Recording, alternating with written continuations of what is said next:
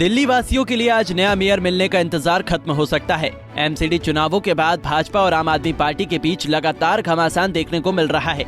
इससे पहले 6 जनवरी को मेयर चुनाव होना तय हुआ था, लेकिन भाजपा और आम आदमी पार्टी पार्षदों के बीच सदन में हुई जमकर मारपीट, लात घूंसे और कुर्सियां चली। यहाँ तक कि माइक भी उखाड़कर फेंक दिए गए थे। ऐसे माहौल में सदन की बैठक होना लगभग नामुमकिन था और इस बैठक को बिगड़ते हालात देखते हुए स्थगित कर दिया गया।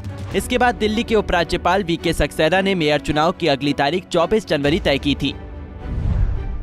दिल्ली में इस बार मेयर पद की दावेदार एक महिला होगी, इसलिए भाजपा की ओर से रेखा गुप्ता और आम आदमी पार्टी की ओर से शैली ओबरॉय मैदान में उतरी हैं।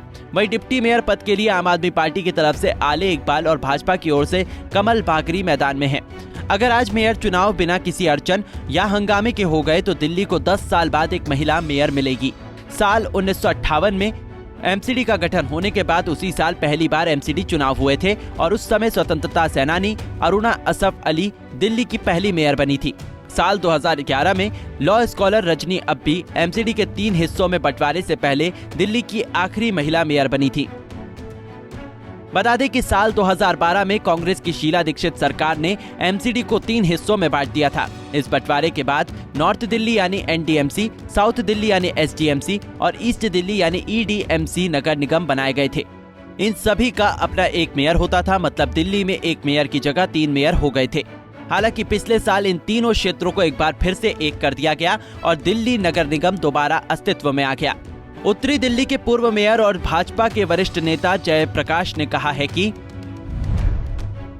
ये दिल्ली के लोगों के लिए सौभाग्य की बात है कि अब फिर से पूरे शहर के लिए एक मेयर होगा। उन्होंने बताया कि अरुणा आसिफ अली दिल्ली की पहली मेयर थी और रजनी अब्बी 2012 में एमसीडी के 3 हिस्सों में बंटवारा होने तक मेयर रही।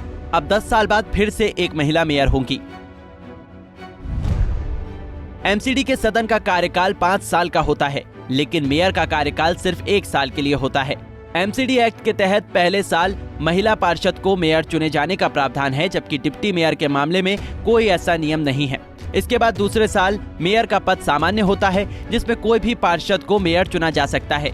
इसके बाद तीसरे साल मेयर पद दलित समुदाय के लिए रिजर्व होता है। ऐसे में दलित समाज से आने वाला कोई भी पार्षद मेयर चुना जा सकता है, लेकिन चौथे और 5वें साल मेयर का पद अनारक्षित होता है।